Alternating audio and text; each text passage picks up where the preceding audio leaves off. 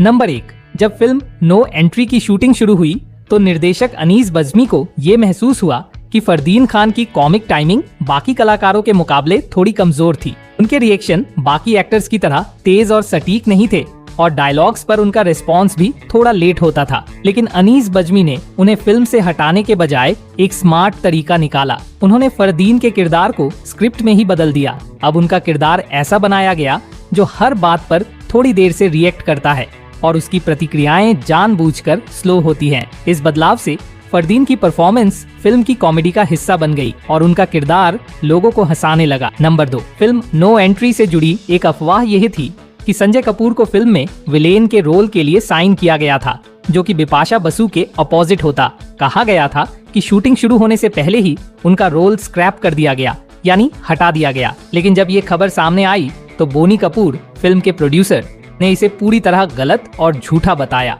उन्होंने साफ कहा कि संजय कपूर को कभी भी फिल्म के लिए कास्ट नहीं किया गया था और यह सिर्फ एक बेसलेस अफवाह थी। इस तरह की खबरें इंडस्ट्री में अक्सर फैलती हैं, लेकिन बोनी कपूर ने तुरंत सफाई देकर स्थिति को साफ कर दिया। नंबर 3, फिल्म नो एंट्री में शुरुआत में टब्बू को एक अहम रोल के लिए कास्ट किया गया था, लेकिन आखिरी वक्त पर लारा दत्ता को उनकी जगह ले लिया गया। इस पूरे बदलाव की सबसे चौंकाने वाली बात ये थी कि टब्बू को इस बारे में कोई जानकारी नहीं दी गई थी। उन्हें बाद में काफी समय बाद पता चला कि प्रोड्यूसर बोनी कपूर ने उन्हें फिल्म से रिप्लेस कर दिया है।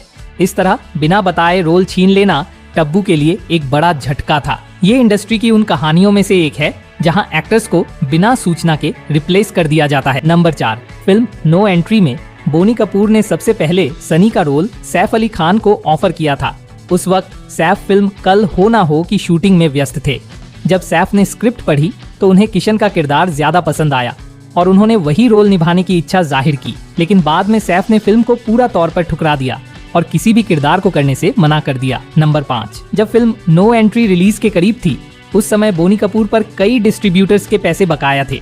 इसी कारण डिस्ट्रीब्यूटर्स ने फैसला किया कि जब तक उनका पैसा नहीं चुकाया जाता फिल्म को रिलीज नहीं किया जाएगा। इसका असर इतना हुआ कि फिल्म की एडवांस टिकट बुकिंग भी आगे बढ़ा दी गई थी। ऐसे मुश्किल समय में सलमान खान सामने आए और उन्होंने बोनी कपूर की मदद की। सलमान की इस सपोर्ट से फिल्म की रिलीज संभव हो पाई और जब फिल्म रिलीज हुई तो यह ब्लॉकबस्टर साबित हुई और बोनी कपूर को उनकी उम्मीद से कहीं ज्यादा मुनाफा हुआ। नंबर 6, फिल्म नो एंट्री में अनिल कपूर का एक डायलॉग था, ब पॉजिटिव।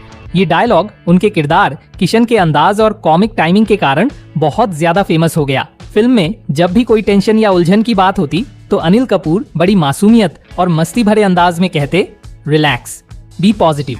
उनका ये डायलॉग लोगों को इतना पसंद आया कि यह उस दौर में एक कैच फ्रेज बन गया। कॉमेडी फिल्मों में कुछ डायलॉग्स ऐसे होते हैं जो याद रह जाते हैं और बी पॉजिटिव उनमें से एक है। नंबर 7, फिल्म नो एंट्री को साल 2012 में मराठी भाषा में लगभग सीन टू सीन रीमेक किया गया था। इस मराठी रीमेक का नाम था नो एंट्री पुढे धोखा आहे और इसे डायरेक्ट किया था अंकुश चौधरी ने, जो खुद इस फिल्म में लीड रोल में भी नजर आए थे। उनके साथ फिल्म में मराठी सिनेमा के सुपरस्टार भारत झाड़व और अन्य प्रमुख कलाकार भी थे। दिलचस्प बात ये थी कि इस मराठी वर्जन में किरदारों के नाम भी वही रखे गए जो ओरिजिनल हिंदी फिल्म में थे, जैसे किशन, प्रेम और सनी। यह रीमेक भी दर्शकों को काफी पसंद आया और हिंदी वर्जन की ही तरह कॉमिक एंटरटेनर साबित हुआ। नंबर 8, फिल्म नो एंट्री में दर्शकों ने गौर किया होगा कि सलमान खान फिल्म के आधे हिस्से में नजर ही नहीं आते। असल में इसके पीछे की वजह थी कि सलमान को डेट्स की प्रॉब्लम थी। उनके पास दूसरे प्रोजेक्ट्स की शूटिंग चल रही थी, इसलिए वो पूरी फिल्म के लिए उपलब्ध नहीं हो पाए। इस कमी को कवर करने के लिए फिल्म में एक सीन डाला गया जिसमें दिखाया गया कि सलमान का किरदार प्रेम किसी जरूरी काम से बाहर चला गया है। इस तरह स्क्रिप्ट को इस तरह एडजस्ट किया गया कि सलमान की गैर मौजूदगी ने फिल्म की कहानी में रुकावट ना डाले। बावजूद इसके सलमान खान के जो सीन्स थे उन्होंने दर्शकों पर गहरा असर छोड़ा और उनकी मौजूदगी फिल्म की हाईलाइट बन गई। नंबर 9, फिल्म नो एंट्री दरअसल साल 2002 में बनी तमिल फिल्म चार्ली चैपलिन की रीमेक है। हालांकि इसे पूरी तरह कॉपी नहीं किया गया, लेकिन इसकी बेसिक स्टोरी लाइन, खासकर शादीशुदा मर्दों की झूठ और अफेयर के चक्कर में फंसने वाली कॉमेडी सीधे चार्ली चैपलिन से ली गई थी।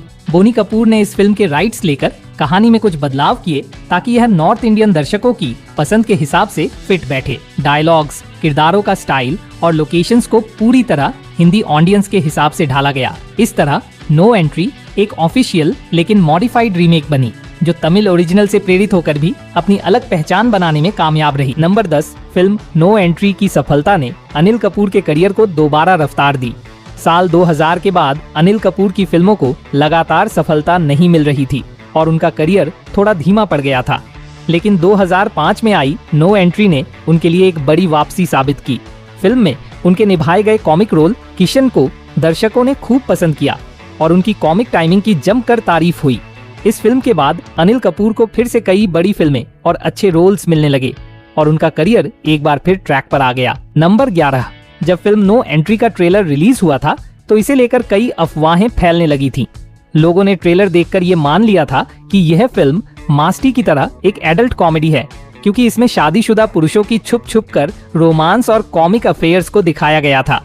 लेकिन जब फिल्म रिलीज हुई तो दर्शकों को पता चला कि नो एंट्री एक फुल फैमिली एंटरटेनर है, जिसमें कॉमेडी, कंफ्यूजन और क्लीन ह्यूमर था, बिना किसी वल्गर कंटेंट के। इस तरह शुरू में जो गलतफहमियां बनी थीं, फिल्म की साफ सुथरी कॉमेडी और शानदार एक्टिंग ने उन्हें पूरी तरह दूर कर दिया। नंबर 12, फिल्म नो एंट्री से ठीक एक हफ्ता पहले अनिल कपूर की एक और film my wife's murder release हुई थी। दिलचस्प बात ये थी कि इस फिल्म में भी अनिल कपूर ने एक पति का किरदार निभाया जो अपनी पत्नी से परेशान है, कुछ हद तक वैसा ही जैसा उनका किरदार नो एंट्री में था। हालांकि माई वाइफ्स मर्डर एक सीरियस थ्रिलर थी, जबकि नो एंट्री एक कॉमेडी फिल्म थी, लेकिन दोनों में उनका मैरिड मैन वाला जिंदगी से परेशान अंदाज काफी हद तक मिलता जुलता था। इसके अलावा इन दोनों फिल्मों में एक और कॉमन चेहरा था, बोमन ईरानी, जो दोनों ही फिल्मों का हिस्सा थे। ये संयोग दर्शकों के लिए दिलचस्प बन गया था कि अनिल कपूर ने 2 हफ्तों में 2 अलग अलग जॉनर में एक जैसे किरदारों को निभाया। नंबर 13, फिल्म नो एंट्री में 3 लीड एक्टर्स थे, सलमान खान, अनिल कपूर और फरदीन खान। लेकिन अगर ध्यान दें तो फिल्म में सबसे ज्यादा स्क्रीन टाइम और फुटेज अनिल कपूर को मिला था। इसका एक बड़ा कारण ये माना जाता है कि फिल्म के प्रोड्यूसर बोनी कपूर अनिल कपूर के भाई हैं। इसीलिए कई लोगों का मानना था कि अपने भाई की फिल्म होने के कारण अनिल कपूर को फिल्म में सबसे मजबूत और लंबा रोल दिया गया। हालांकि अनिल कपूर की कॉमिक टाइमिंग और परफॉर्मेंस भी इतनी बेहतरीन थी कि उन्होंने अपने किरदार को पूरी तरह जस्टिफाई किया और दर्शकों का दिल जीत लिया। नंबर 14, फिल्म नो एंट्री की कास्टिंग से जुड़ी कई दिलचस्प और कम जानी पहचानी बातें खुद इसके निर्माता बोनी कपूर ने एक इंटरव्यू में बताई थी। उन्होंने खुलासा किया कि फिल्म की ओरिजिनल कास्ट कुछ और ही थी। बोनी कपूर ने कहा, सबसे पहले फिल्म में संजय दत्त को लिया गया था। असली प्लान ये था कि सलमान खान, अनिल कपूर और संजय दत्त फिल्म के 3 लीड होंगे, लेकिन किसी कारणवश संजय दत्त की बात नहीं बनी और वह फिल्म का हिस्सा नहीं बन पाए। दरअसल संजय दत्त को जो रोल ऑफर हुआ था वही किरदार बाद में सलमान खान ने निभाया। इसके बाद नई कास्टिंग की गई, जिसमें सलमान खान, अनिल कपूर और सैफ अली खान को फाइनल किया गया।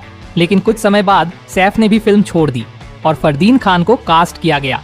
इस सब के दौरान फिल्म की शूटिंग एक समय पर रुक गई थी, लेकिन फिर अनिल कपूर ने सलमान से बात की और सलमान ने कहा, चलो अगले महीने से शूट शुरू करते हैं। सलमान की हामी के बाद 30 दिनों के अंदर फिल्म फ्लोर पर चली गई। फिल्म की शूटिंग की शुरुआत गाने जस्ट लव मी से हुई थी, जो सन सिटी, साउथ अफ्रीका में शूट हुआ था। दिलचस्प बात यह है कि यह पहली बॉलीवुड फिल्म थी जिसकी शूटिंग सन सिटी में हुई थी। बोनी कपूर ने एक और कास्टिंग से जुड़ा राज खोला। बॉबी, सेडेक्टिव मॉडल का रोल पहले प्रियंका चोपड़ा को ऑफर किया गया था। मैंने उन्हें एडवांस चेक भी दे दिया था, लेकिन वो पहले ही मुझसे शादी करोगी साइन कर चुकी थी, इसलिए उन्हें नो एंट्री छोड़नी पड़ी। बाद में उनकी मैनेजर ने चेक लौटा दिया। इसके बाद यह रोल बिपाशा बसु को दिया गया, जो फिल्म में बॉबी के रूप में नजर आई। नंबर 15, फिल्म नो एंट्री एक खास फिल्म इसलिए भी मानी जाती है क्योंकि यह एकमात्र मौका था जब सलमान खान और फरदीन खान ने साथ में काम किया। इस फिल्म में दोनों ने प्रमुख भूमिकाएं निभाई। सलमान खान ने प्रेम का किरदार निभाया और फरदीन खान ने सनी का। इतना ही नहीं, ये फिल्म ईशा देओल, सेलिना जेटली और बिपाशा बसु के साथ भी सलमान और फरदीन की इकलौती फिल्म है। यानी कि ये पहली और आखिरी बार था जब ये सभी स्टार्स एक ही फिल्म में साथ नजर आए। नो एंट्री की यही स्टार कास्ट की यूनिकनेस भी फिल्म को खास बनाती है और इसे यादगार बनाती है।